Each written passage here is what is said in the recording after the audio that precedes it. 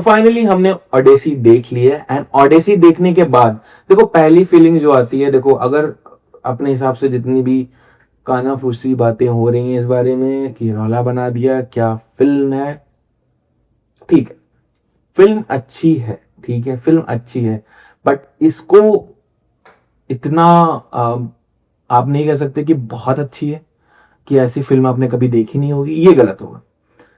Film अच्छी है, experience wise अच्छी है। अब इसका जो सबसे मेजर पार्ट है, जो मुझे लगा कि इस फिल्म की अहमियत क्यों ज्यादा है, उसका सबसे बड़ा रीजन है, इस पूरी मूवी को आईमैक्स में शूट किया गया। अब आईमैक्स क्या चीज होती है कि यार देखो, ये इतना भारी कैमरा होता है ना, इसको इसको लेकर शूट करना एक टास्क है, ठीक है, और वो टास्क अटेम्प्ट किया है क्रिस्टोफर नोलन ने, और ये मूवी पूरी आईमैक्स पे शूट हुई है, जिसकी वजह से इसका जो स्केल है फिल्म का, वो बहुत बड़ा है। मैं फ्रेम की स्केल की बात कर रहा हूँ, वो बहुत बड़ा है, इतना बड़ा है, मतलब मैंने इसको आईमैक्स में देखी है, एंड इस मूवी का फ्रेम इतना खूबसूरत लगता है, मानो आप इतने कनेक्टेड हो जाते हो कि मजा आ जाती है, मतलब वो एक्सपीरियंस मजेदार है। तो अगर एक्सपीरियंस चाहिए भयंकर, तो इसको आईमैक्स में ही देखना, ठीक है। अगर एक्सपीरियंस चाहिए, it's up to the experience, और नहीं तो कोई भी थिएटर में देख सकते हो। एक्सपीरियंस मूवी का कनेक्ट वैसी ही होगी। मूवी बहुत खूबसूरती से बनाई गई है, ऑनेस्टली क्रिस्टोफर नोलन है, कोई सवाल जवाब नहीं होगा, सिर्फ एक फिल्म के लिए होगा, वो है टेनेट, जो मुझे नहीं समझ में आई और मुझे नहीं अच्छी लगी, सॉरी।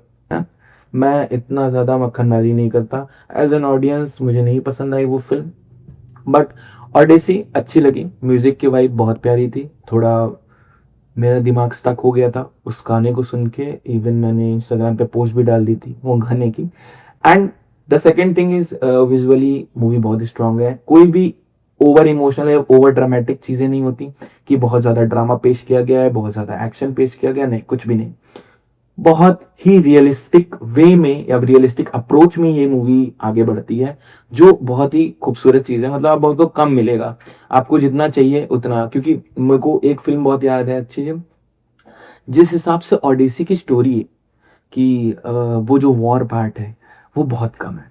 ऑनेस्टली बताऊं, मैं एक्सपेक्ट कर रहा था कि वॉर पार्ट होगा थोड़ा सा, बट अच्छा है, फिल्म अच्छी है, क्योंकि ये एक्सपेक्ट मैं कर रहा था, नॉट वो कर रहे थे। अब बहुत सारी चीजें मूवीज में ऐसी हैं जो आपने कभी ना कभी अपनी इंडियन फिल्म्स में देखा होगा, ठीक है। बिकॉज बिकॉज द सीन मैं बोलता हूँ, जब ऑडिसियस अपने किले में घुसता है, वो नकाब ओढ़े, वो बहुत सिमिलर है हमारे बाहुबली फिल्म से।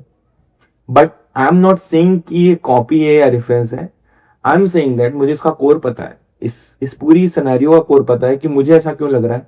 बिकॉज हम एक चीज मानते हैं कि जो जिस किताब से ये फिल्म बनी है, वो किताब कोर है सारी ही फिल्मों का। सारी ही फिल्मों में जिसमें एक योद्धा की बात होती है, हो ना हो, ये कहानी उसी कोर से ली गई है। And I am not saying कि ये कोर हमारे किसी कोर से लिया गया है, नहीं, हो भी सकता है, बट क्योंकि ये स्टोरी है, और ये स्टोरी इतनी ही खूबसूरत है कि इसको कितनी बार या कितनी सदी तक ही कॉपी किया जाएगा, इसका एसेंस खत्म नहीं होगा। That is very important, that is very major part of this story. इसका एसेंस नहीं खत्म होगा, ये उतना ही इम्पैक्टफुल होगी तब भी।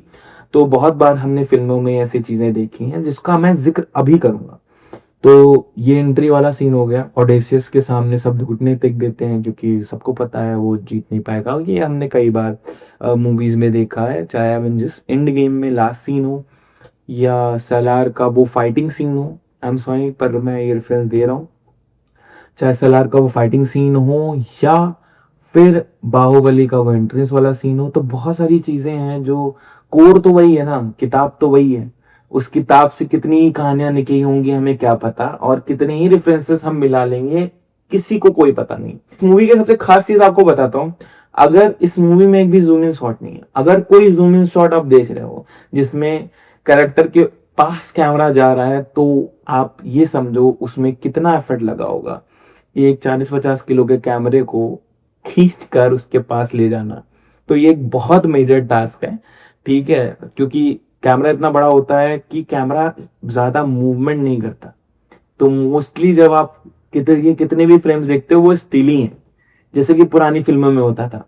तो बहुत ही खूबसूरत फ़िल्म है, ये एक इवेंट है, इसको बिल्कुल मत मिस करना। मूवी बहुत अच्छी बनाई गई है, आगे ऐसी और बड़ी मूवी आई है और अपडेट ये है कि क्रिस्टोफर नोलन ने खुद कहा है कि अब उनसे कोई भी फ़िल्म 3 साल पहले एक्सपेक्ट मत करना, मतलब 3 साल से पहले वो कोई भी फ़िल्म नहीं बनाने वाले हैं। अगर अभी तक नहीं देखे हो ओडेसी तो जाके देखो। और मेरा फेवरेट सीन, बहुत सारी चीज़ें हैं जो मुझे बहुत पसंद आई। फ़िल्म बहुत प्यारी है और बिल्कुल ऑथेंटिक है। अब देखो अब देखो पॉइंट क्या है कि बहुत सारी, जब एक कहानी पहले बन चुकी हो तो बहुत मुश्किल होता है उस कहानी में, देखो एक कहानी जब पहले बन चुकी हो तो बहुत मुश्किल होता है डायरेक्टर के लिए वो कहानी को दोबारा से प्रेजेंट करना, क्योंकि फिर आपको एंगल और पर्सपेक्टिव बदलना पड़ता है फिल्म का, ठीक है। वही चीज इन्होंने यहाँ की, यहाँ पे एक योद्धा की तरह नहीं, ओडेसी का रिप्रेजेंटेशन एक इंसान की तरह होता है जो कि गिल्ट में रहता है, वो गिल्ट क्या है वो आपको बाद में पता चलेगा फिल्म देखने के बाद एंड में, कि वो क्यों गिल्ट में रहता है और बाकी लोगों से क्यों अलग है और सिर्फ उसी को घर जाने की अनुमति क्यों मिली। ये सारी ही कहानी हमें दर्शाती है कि यार ये पूरा जो एक जोन उन्होंने पकड़ा है वो यही है, जंग जंग में कितने लोगों की जाने जाती हैं और बहुत सारी चीज़ें, आम नागरिक होते हैं, ये पूरी कहानी उस चीज़ के ऊपर है। अच्छा ये पूरी स्टोरी ना मुझे बहुत ज़्यादा सिमिलर लगी, कोर ही क्योंकि सिमिलर है, बट मैं किसी कोर और किताब की बात नहीं कर रहा हूँ।